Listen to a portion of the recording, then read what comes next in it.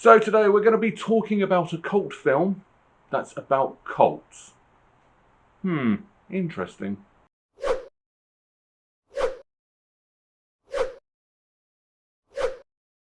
Children of the Corn is a 1984 supernatural horror film based upon Stephen King's 1977 short story of the same name. The film is directed by Fritz Kiersch and starring Peter Horton and Linda Hamilton as the main cast.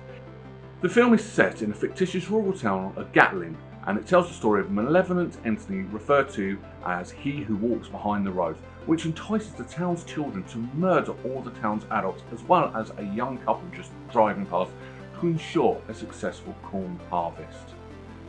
Now, when the film was released, it was actually slated. In fact, Roger Ebert actually said the only thing that's walking behind the rows is the people in the back row leaving the cinema. That's how much this film got slated. However, in the years to follow, it has built up a cult following. Now, what could have made this film better? Well, that's what we're going to be talking about today. So we're going to discuss 10 things that could make Children of the Corn better. As you hear, hit that subscribe button, also hit the like button. Also, please share with your friends, get the message out there. This is a requested video, like most of my videos have been lately. It's requested by Sinister Rage Productions, who makes the web series Dark World, which is playing on my PC behind me. And also, I'm one of the voice actors for, and part 3 will be coming out very soon, because as soon as I record this, I've got to record my lines. Busy day. So, thank you very much for requesting this, but what did I think of the film? Well, before we get started, there are spoilers. I mean, this film came out in the 80s, why haven't you watched it? But, yep, spoilers, let's get cracking. Number 10, acting. Right at the very beginning of the film, you see the children murdering all the adults in the town. The thing is, watching this film, I am actually on the children's side because the adults were acting appallingly. Hell, I'm not an actor. I'm borderline do voice acting. And yeah, the acting was just appalling. They're like, I've just realised that looks so wrong as well. But the point still stands, that's how they were acting. No wonder the kids wanted to kill them.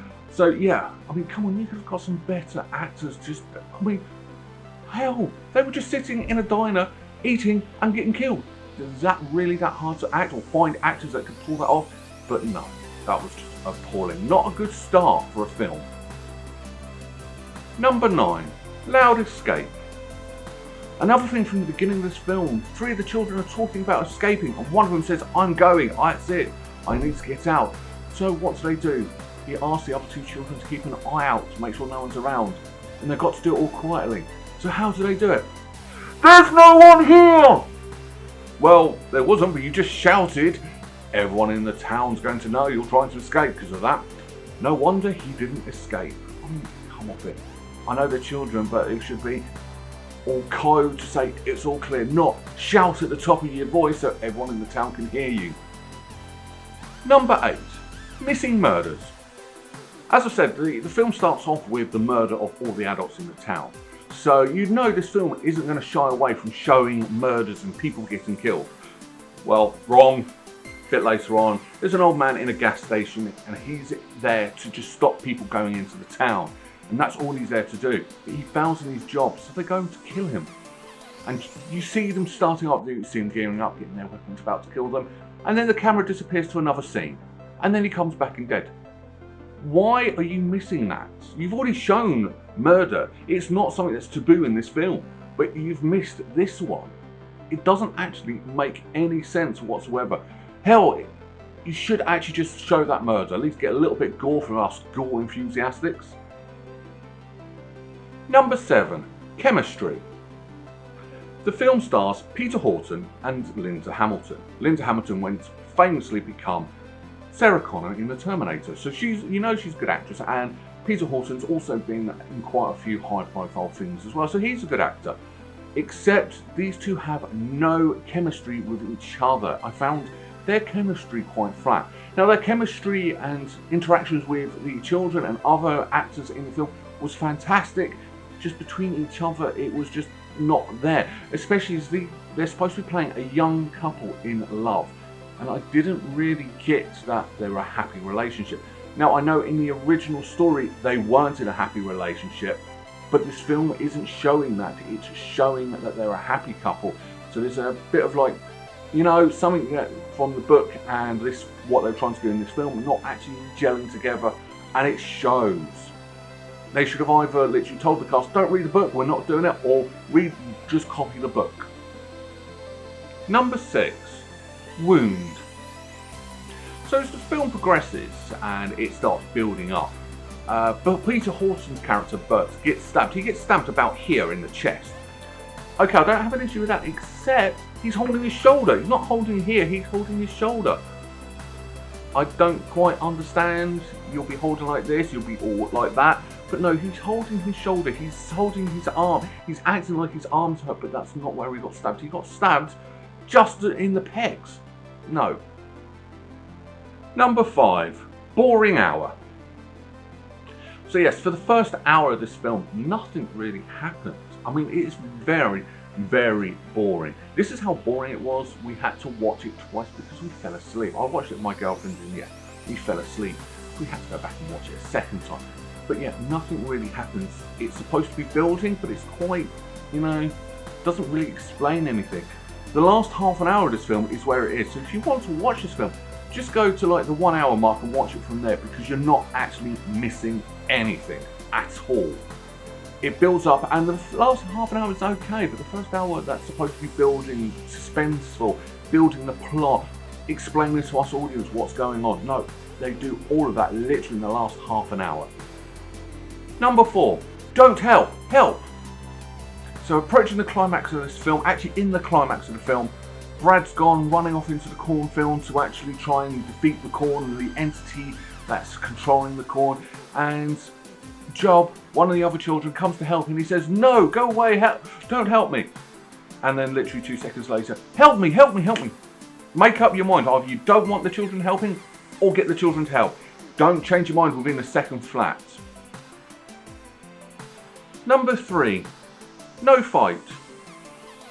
So still on the climax of this film, Brad's running off into the corn to try and like destroy the corn, save everyone.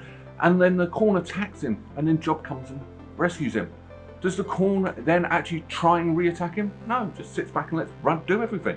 Doesn't actually stick up for itself, it's waiting for itself to die. There should be more of a fight. The corn should be attacking these people, but they're not. It's like loads of wind everywhere. That's all the defense. We know the corn can attack because it happened a moment ago. But yeah, there's a bit inconsistency. The corn just sat back and let Brad and Job destroy the corn. Number 2, dead body. Yeah, this is quite a bizarre one, because the plot of this film, actually, they accidentally run over a child. Then it turns out the child was already dead. So they put the child, wrap it up and put it in the boot of the car, go to the town to try and find some police and let people know what's going on.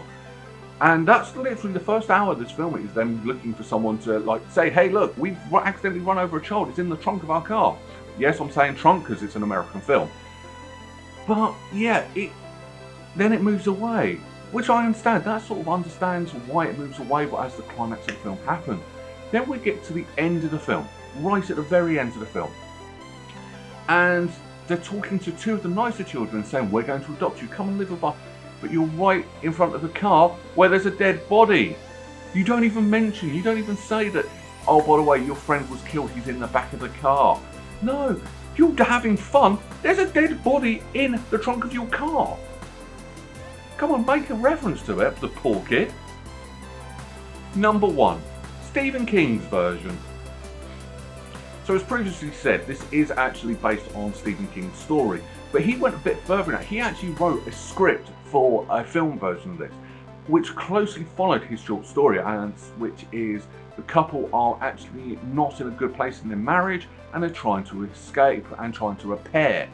And that's his story, but they weren't the main focus. They were actually more of a side plot. The children were always the main focus to the actual original book. Actually explains a lot more in the first part of the book why the children or what the entity wants. And I think that was missing. Now the climax of the film was even worse. Brad saves the day. No, sorry, Brad and his girlfriend both died. I mean, Sarah Connor. Sorry, I'm going to call her Sarah Connor because that's what she's famous for. She had her eyes gouged out.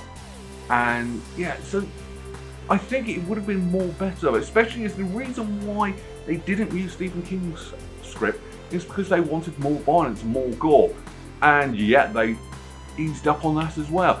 This film was all over the place. Different people wanted different things. They just wanted a corn killing story, but they wanted different things. It was Stephen King's story. He wrote a script. Should have gone with that. It would have been a lot more interesting, a lot more compelling, and keep us actually in. Final thoughts. So last week I did In the Mouth of Madness, and I thoroughly enjoyed that film, and as a horror film it kept me compelled and glued to the screen from beginning to end. This film did not do that. This film was quite boring, and I mean very, very boring. So much so, this film should be called Children of the Bore, because it isn't compelling. I could be quite happy just to fast forward and watch the last half an hour, like I've previously said. It's not that good. The soundtrack isn't that good. The acting is okay with other things, but between the two main cast, no, it's very stale. It's not quite right. This film is off all the way through it. Even the children, hell, Isaac was played by a 27-year-old, and it shows, and it wasn't quite right. They were going for that quirky thing. Sorry, you failed. Now, the last half an hour of the film is actually quite good and quite entertaining, but how many people got to the last half an hour? I mean, if I wasn't reviewing this for this video, I probably would have switched the film off. I didn't exactly like it. So how am I going to rank it? Only because the last half an hour isn't actually that bad, but it's a trek to get there. I'm actually going to give this 4 out of 10 berries. That's it. Sorry, I can't actually give it that much more than that, because the whole thing needed something compelling, something to keep us invested. Yeah, this film was not that good, I'm afraid. So, as a result of that, I'm moving away from horror film. In fact, next week I'm going to do something. I'm going to review a film that is light-hearted, funny, and also a brilliant story. That's all I'm going to give as a clue for next week. Until then, Hakuna Matata.